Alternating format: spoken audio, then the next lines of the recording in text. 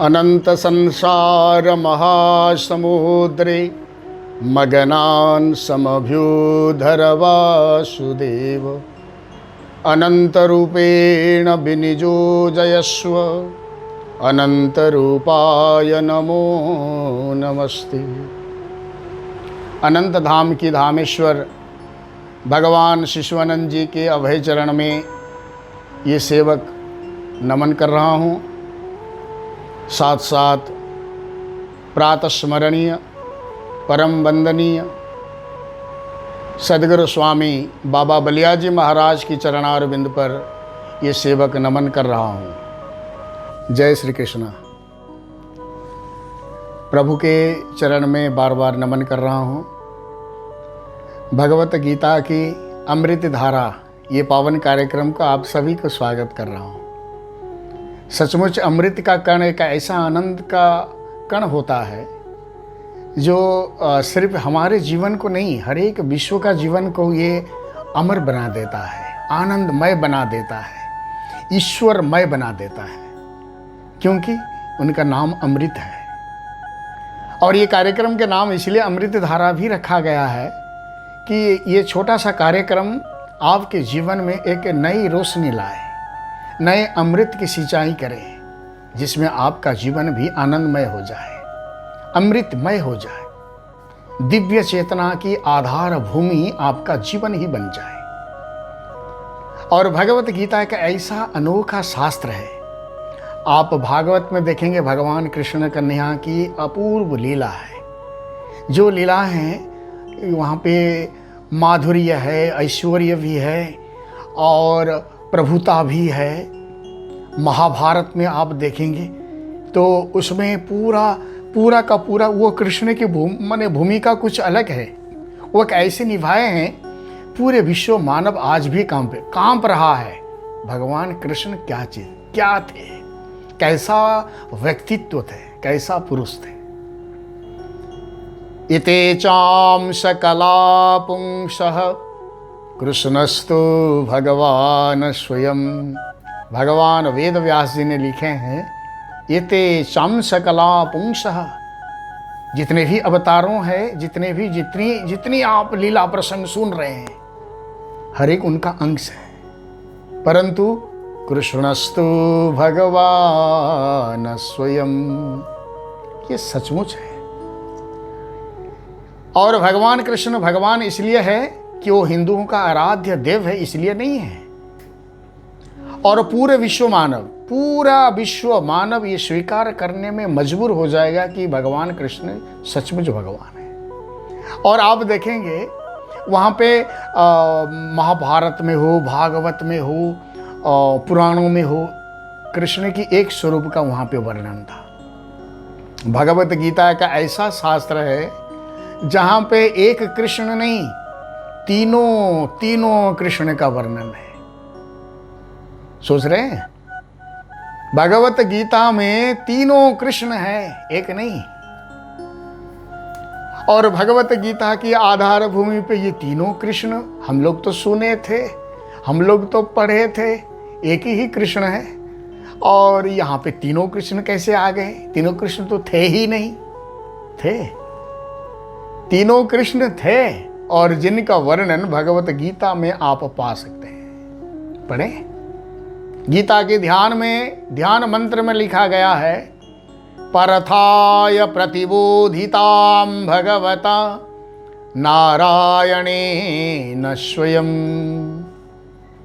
व्यासेन ग्रथितां पुराण मुनिना मध्ये महाभारतम् अद्वैतामृतवर्षिणीं भगवतीम् अष्टादशाध्यायिनीम् अम्ब त्वामनुसन्दधामि भगवद्गीते भवद्वेषिणीम्। ये ध्यान मंत्र है। अर्थात पार्थाय प्रतिबोधिताम। पार्थ शब्द का अर्थ है अर्जुन। अर्जुन को जो समझा रहे हैं, कौन समझा रहे हैं? भगवता नारायणेन स्वयं भगवान ने वहाँ पे समझा रहे हैं। किन्हें? अर्जुन जी को। तो ये दोनों का जो बात वहां पे सिलसिला चल रहा था, भयानक रणभूमि में महाभारत युद्ध होने वाला है, ये थोड़ी समय के आगे की ये बात है। और वहां पे आपस में सत्संग हो रहा है। मैं युद्ध करूं ना करूं, ये प्रसंग तो आने वाले समय में हम चर्चा करेंगे। परंतु भगवान कृष्ण से अर्जुन जी ना समझ बच्चों की तरह बात कर रहे हैं।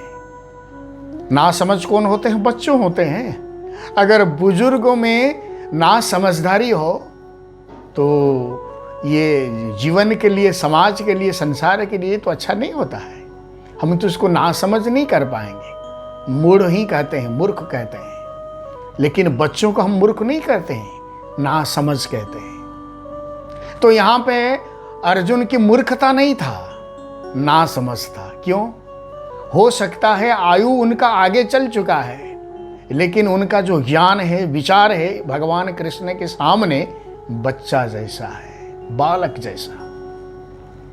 इसलिए उनके, अर्जुन जी के मन में जो ना समझ की बात आई, तो उनके समझाते समझाते भगवान कृष्ण ने पूरे गीता का 700 श्लोक वहां पे बोले।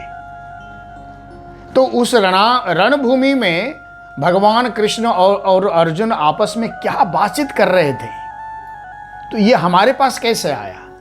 वो तो रणभूमि की बात है नहीं। वहां पे लिखा गया है, व्यासेन ग्रथितां पुराण मुनिना मध्ये महाभारतम। महाभारत के बीच में व्यासेन ग्रथिताम, वेद व्यास जी ने उन्हें ग्रथन किए हैं, लिखे हैं। कौन सा बात को? ना भगवान कृष्ण और अर्जुन जी की जो बात को, सिद्धांत को, सत्संगमय वहां पे जो अवस्था थी, तो सत्संग के बारे में यहां पे लिखा गया है। कौन लिख रहे थे? वेद व्यास जी। एक है पार्थाय प्रतिबोधितम, पहला है अर्जुन। कौन बोल रहे हैं? यहां पे सुन रहे हैं अर्जुन, बोल रहे हैं भगवान कृष्ण स्वयं, भगवता नारायणेन स्वयं। ये सुना रहे हैं और अर्जुन सुन रहा है। और ये सुनना और सुनाना के बीच भगवान वेद व्यास जी उन्हें लिख रहे हैं, जो लेख हमारे सामने भगवत गीता के रूप में प्रस्तुत है। इसलिए यहां पे ये तो तीनों चरित्र है, तीनों व्यक्तित्व है। और आप देखेंगे भगवान कृष्ण के नाम तो कृष्ण है ही, भगवान कृष्णं वंदे जगत गुरुमुत कृष्ण है ही। और अर्जुन जी के और एक दूसरा नाम है दीति कृष्ण। अर्जुन जी का एक दूसरा नाम है दीति कृष्ण, जो अर्जुन भगवान कृष्ण की तरह दिख रहे थे, जैसे उद्धव भी थे। भक्त उद्धव भगवान कृष्ण की बराबर जैसे दिख रहे थे। और अर्जुन जी को भी दीति कृष्ण के नाम में पुकारा जाता है, क्योंकि नर नारायण जो थे, ये नर है, वो नारायण है। नारायण भगवान कृष्ण है और नर है अर्जुन जी। तो ये कृष्ण है, तो इनका नाम भी दीति कृष्ण है। तो बोल रहे हैं कृष्ण और सुन भी रहा है वो भी कृष्ण है। ये स्वयं कृष्ण है और वो दीति कृष्ण है। यहां पे दोनों कृष्ण का हमारे सामने प्रस्तुत हुए। और फिर तीसरा लिख रहे हैं, तीसरे जो वेद व्यास जी है, उनके नाम द्वैपायन कृष्ण है। वेद व्यास जी का और एक नाम है द्वैपायन कृष्ण। द्वैपायन क्यों है? एक द्वीप में, पानी के बीच में वो जन्म लिए थे, पराशर, महर्षि पराशर और सत्यवती से। इसलिए द्वीप में जन्म होने के नाम, उनके नाम द्वैपायन है। और शरीर दिखने में बहुत काले रंग के थे, इसलिए द्वैपायन कृष्ण उनके नाम है। बोल रहे हैं श्री कृष्ण, सुन रहे हैं दीति कृष्ण अर्जुन, और उन्हें बात को लिख रहे हैं द्वैपायन कृष्ण व्यास। तो भगवत गीता तीनों कृष्ण का वहां पे अनोखा वर्णन किया गया है। और ये वर्णन सिर्फ रटने के लिए नहीं है। पार्थाय प्रतिबोधितम भगवता नारायणेन स्वयं व्यासेन ग्रथ, ऐसे रटने के लिए नहीं है। जीवन के तौर पे थोड़ा उन्हें विचार करें क्या। और ये तीनों कृष्ण हमारे जीवन में भी हर समय है। हमारे जीवन के तौर में ये तीनों कृष्ण हर पल है। एक तो भगवान कृष्ण है जो आत्मसत्ता है, हमारे अंदर आत्म पुरुष के स्वरूप में बैठे हुए हैं। वो ना होते तो कुछ नहीं होता। भगवान कृष्ण ना होते तो वहां पे महाभारत में भी कुछ नहीं होता। और हमारे जीवन के तौर पे भगवान कृष्ण ना होते यहाँ पे आत्मा के स्वरूप में ये सेवक चिदानंद यहाँ पर बोल रहा है, इस मंच में बोल रहा हूं। अगर इसी पल भगवान कृष्ण ने यहाँ से विदाई ले लिए तो इसी मंच में ही मैं गिर पड़ूंगा। क्यों? क्या बोलेंगे? चिदानंद जी गुजर गए, मर गए। और अब बोल रहा हूं तो कौन बोल रहा है? ना चिदानंद बोल रहा है। क्यों बोल रहा है? ना कृष्ण अंदर है, आत्मसत्ता है। इसलिए सभी के जीवन में, पूरे विश्व का हर एक जीवन में जो आत्मसत्ता है, जिसको हम सोल कहते हैं, heart is the residence of Lord, हृदय, हमारे हृदय उनके सिंहासन है। और हमारे हृदय पे भगवान कृष्ण वहां पे आसन लगा के बैठे हुए हैं। तो और दो कृष्ण हैं, एक है द्वितीय कृष्ण अर्जुन और द्वैपायन कृष्ण व्यास। ये कौन है? आत्मसत्ता स्वरूपी भगवान कृष्ण है। और आप देखेंगे मनुष्य दोनों अवस्था में उनकी मृत्यु होती है। जब हार्ट स्ट्रोक हो जाती है, हृदय स्पंदन की क्रिया बंद हो जाती है, तो आदमी मर जाता है और वहां पे मेडिकल सर्टिफिकेट लिख जाती है एक्सपायर। दूसरा, जब हमारी जो मस्तिष्क है, ब्रेन जिसको हम कहते हैं, अगर ब्रेन स्ट्रोक हो गया तो मरना सुनिश्चित है। जिस तरह हार्ट स्ट्रोक होने से मरना सुनिश्चित है, पहला स्ट्रोक हुआ एक द्वार खोला, दूसरा स्ट्रोक हुआ तो दूसरा द्वार खोला, तीसरा स्ट्रोक हुआ तो विदाई शुरू हुआ। ये जैसे सिद्धांत है हार्ट स्ट्रोक में, ब्रेन स्ट्रोक भी उसी तरह का है।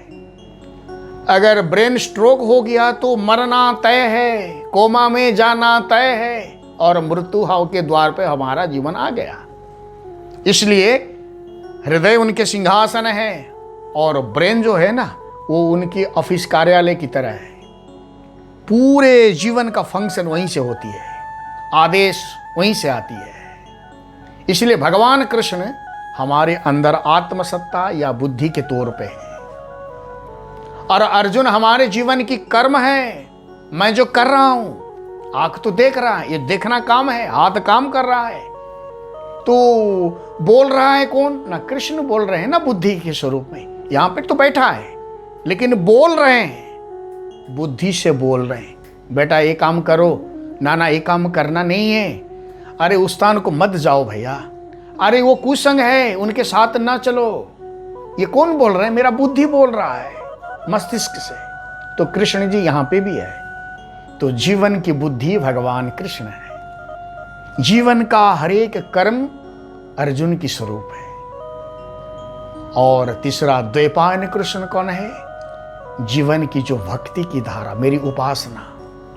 आप थक जाते हैं ना, सुबह से शाम तक काम करते तो थक भी जाते हैं, और थकना भी होगा, शरीर है तो थकना भी है। जब थकान आती है तो हम 1 मिनट आंख बंद करके बैठ जाते हैं, वही है उपासना, ईश्वर स्मरण। या तो भगवान की नाम का स्मरण हो, रटना हो, या गुरु के शरण में गए हैं तो गुरु का मंत्र का थोड़ा हम जाप करते हैं, ईश्वर की आराधना करते हैं। जीवन जब आराधना की तौर पे उतरता है तो वह है भगवान वेद व्यास जी के स्वरूप, उपासना। हमारे अंदर भगवान कृष्ण है आत्मसत्ता के स्वरूप में, बुद्धि के स्वरूप में, ज्ञान के स्वरूप में। अर्जुन है हमारे जीवन का कर्म, और वेद व्यास जी जीवन की उपासना। कर्म, भक्ति और उपासना, कर्म, भक्ति और ज्ञान, कर्म, ज्ञान और भक्ति जीवन का त्रिवेणी संगम है। और संगम में अगर एक का अभाव हो जाए तो संगम नहीं कहलाता है। अगर कर्म है, ज्ञान नहीं है, अगर ज्ञान है, कर्म नहीं है, कर्म ज्ञान है, उपासना नहीं है, भक्ति की भाव नहीं है, तो जीवन संगम नहीं कहलाएगा। वह जीवन सार्थक होता है, सफल भी होता है, जिसमें ये त्रिवेणी संगम रहता है। कर्म है, ज्ञान है और उपासना भी है। ज्ञान गंगा की तरह, कर्म यमुना जी के तरह और वेद व्यास जी जो उपासना है वो सब हर समय लुप्त रहती है सरस्वती जी की तरह। तो जीवन में ये त्रिवेणी संगम अनोखा है और ये होनी चाहिए। जो जीवन संपूर्ण जीवन हुआ है, सफल जीवन बना हुआ है, ये तीनों आधारशिला बना हुआ है। एक का अगर कमी हो गया, एक अगर जीवन से दूर हट गया, तो संपूर्ण जीवन हमें कहलाने के लिए योग्य नहीं बन पाएंगे। सफल जीवन तब होता है, संपूर्ण जीवन तब होता है जो जीवन में कर्म है, ज्ञान है और भक्ति व उपासना है। इसलिए भगवत गीता में जो तीनों कृष्ण का वर्णन किया गया है, भगवान श्री कृष्ण वक्ता है और श्रोता द्वितीय कृष्ण अर्जुन जी है, और ये श्रोता वक्ता की दोनों बात को लिख रहे हैं द्वैपायन कृष्ण भगवान वेद व्यास। तो हमारे जीवन की तौर पे हमारी वक्ता बन रहे कौन? हमारी ज्ञान कर्म जो हो रहा है वह है अर्जुन, और ये कर्म ज्ञान के अंदर जीवन थोड़ा ईश्वरमय हो, जो हमारी उपासना की धारा है, पूजन की धारा है, भक्ति की धारा है, वह है द्वैपायन कृष्ण की तरह। इसलिए ये तीनों कृष्ण की संगम जीवन में हो तो ये साधारण नश्वर जीवन ईश्वर बन जाता है। नश्वर में ईश्वरता परिपूर्ण हो जाती है। जीवन जगत जीवन की ओर पे चलने के लिए प्रस्तुत हो जाता है। तब दिव्य आनंद हमारे अंदर समा जाता है, अपने आप समा जाता है। और यही कर्म ज्ञान और भक्ति या उपासना ये हमारी जीवन की आधारशिला बने, यही कामना के साथ यहीं पे विराम लेता हूँ। जय श्री कृष्ण।